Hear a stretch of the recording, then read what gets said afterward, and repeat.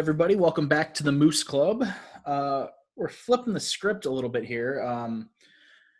As Laura Ingram always likes to say, shut up and dribble, to the athletes that want to get involved in politics. We're going to kind of do the reverse here. And instead of talking about politics, we're going to have a little chit-chat about sports here, specifically the college football playoff, which is upcoming after the conference championships were played out yesterday. So the matchups, Alabama is playing Notre Dame in the Rose Bowl, but because of California's restrictions due to COVID, that's actually being played in Texas, the AT&T Stadium where the Cowboys play. And then the other game, other half of the playoff is Clemson, Ohio State, which is the Sugar Bowl being played at its normal place at the Superdome in New Orleans. Clemson, Ohio State should be a good game. Ohio State hasn't played a lot of 6 games, I think, this year. So that's going to be a good one.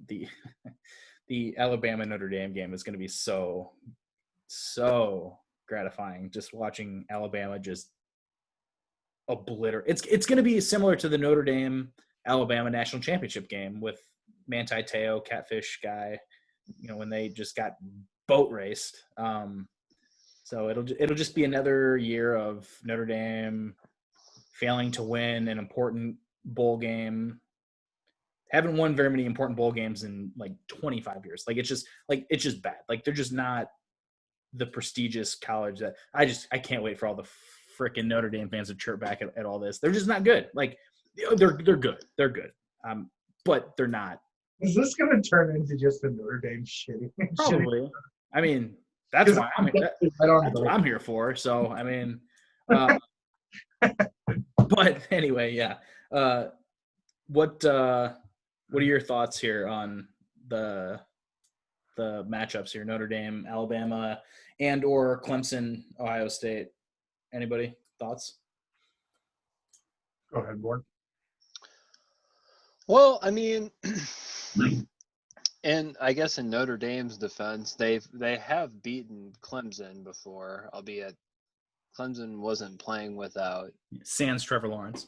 Yeah, without their starting quarterback. So, I mean, you'd like to think that you wouldn't have too much of a step off, but I don't know. Given how Trevor Lawrence is kind of seen as a franchise-saving quarterback in this upcoming draft, it's tough to say that any that wouldn't take at least some step back. So, I mean, and then we just saw what that replay would look like, and I mean, Notre Dame was pretty much run out of the building by Clemson in the ACC championship game. So it's tough to imagine that going any differently.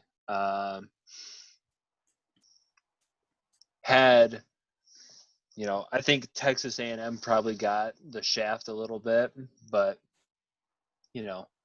given that Texas A&M has a loss to, unfortunately, one of the teams in the college playoff, that kind of dooms them. Is that did they lose to Bama? Yeah. Mm-hmm. So they would. I mean, the next people would be putting in, I think, what is Oklahoma next, highest ranked? Cincinnati and Indiana were the only other ones that have. Cincinnati and Indiana. So, I mean, Cincinnati probably doesn't get in, and I mean, Indiana. I guess Indiana played Ohio State pretty tough, but I don't think that anybody would be looking. When they could see Ohio State in the national or the college football playoff against any of these teams, when they're always the perennial powerhouse coming out of the Big Ten. So was Bama Texas A&M a close game or no? Yeah, it was a 28-point game, 52-24. Okay, so they blew them out. Yeah. It was pretty early on in the year, but it wasn't a close game. Right. No. So my reaction when you were talking there, Bork, I was just looking at this a little more closely. So William Hill, the big sports book at Caesars in Vegas, they opened with Bama as 17.5-point favorites over Notre Dame. Like, Yeah. there's no reason why in if you're having the 4 best teams, like there should not be a difference of 17.5 points between the number 1 team and the number 4 team in the country. Like that's crazy. Like that's crazy. Yeah. I've seen people that, obviously Twitter, so take it with a grain of salt. I've seen people that would, as like impossible of it happening, would rather see Alabama and Florida play again in the college football playoff than I would. watch Notre Dame and Alabama play. Does Florida deserve to be in there? Obviously, I am a Florida fan, but do they deserve to be there? No, they don't. They've lost to Texas A&M, first of all, lost to LSU, and then they lost to Alabama. So, there's no real argument. They played Alabama tough one time, so from an entertainment standpoint, that is good. But if you're able to project out, which you're hoping to be able to do in the new college football format, as to what the most competitive and entertaining games would be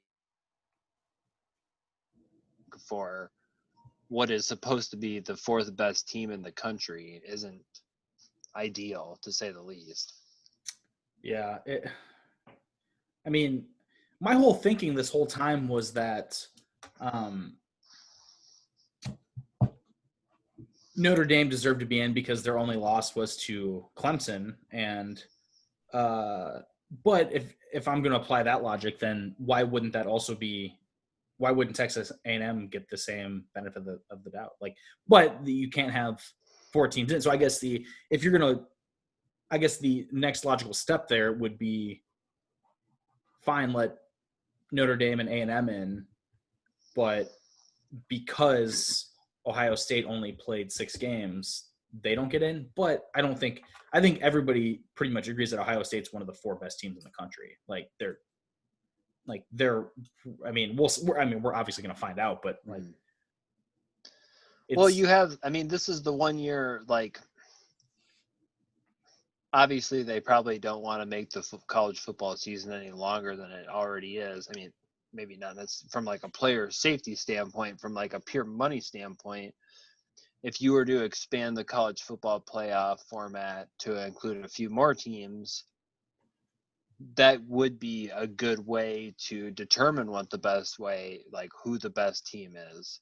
Yeah. And it seems like if there was an excuse to do that, this would be the year to do it. Well, I agree. I think they should just do that in general, but well, yeah, expanding the playoff, obviously the NFL has a very good playoff format. Right. The problem with it this year is it's really hard to decide who are the 4 teams that deserve who are the 4 teams that deserve to be in, but expanding the playoffs this year essentially would just be adding more teams into the mix that really aren't it's Ohio State, Clemson, and Bama on a different level than all the other programs that are there.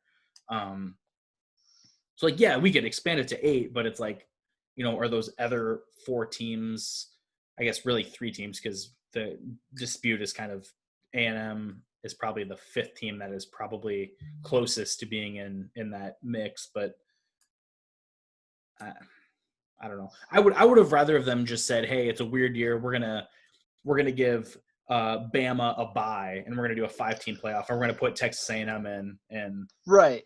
You're obviously right. Notre Dame doesn't belong with these other teams. That is true.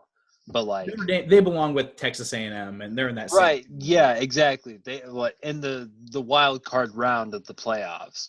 That's where those teams should, you should have to win a game before you get a shot to take on Alabama or, number 2 Clemson here, I guess, in this instance. But, of course, Notre Dame being Notre Dame, they have the right of passage, whereas someone like Texas A&M, even though I think you could probably say that they've had a more difficult schedule to navigate just by being in the SEC. Obviously, that's a little biased, but if your one blowout loss is to Alabama kind of earlier in the year, I feel like that should hurt you a lot less than a blowout loss to Clemson, last week.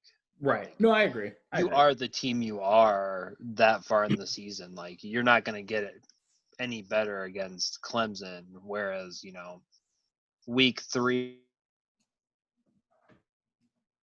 could be completely different teams versus compared to, in January than they were in October or September, whenever SEC play started. I think it was September.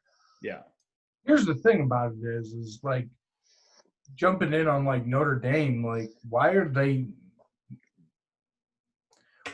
getting a heads up on, like a one-loss Indiana team who played better than Ohio State and lost in the last second against Ohio State, or a Cincinnati team that's undefeated? Yes, I mean, they had a tough time with Tulsa in their championship game, but like Notre Dame has a loss, be it Clemson or not. They beat Clemson. It took them 2 overtimes to beat a Clemson team that was missing their starting quarterback. They got score ran up on them against Florida State. They ended up winning, but they gave up 26 points to a Florida State team that was 3-6. They were inside of a 2-score game against Boston College. Like, I just don't see how you, in a team that really didn't establish themselves besides beating, North Carolina and winning against Clemson against their backup quarterback in 2 overtimes at home.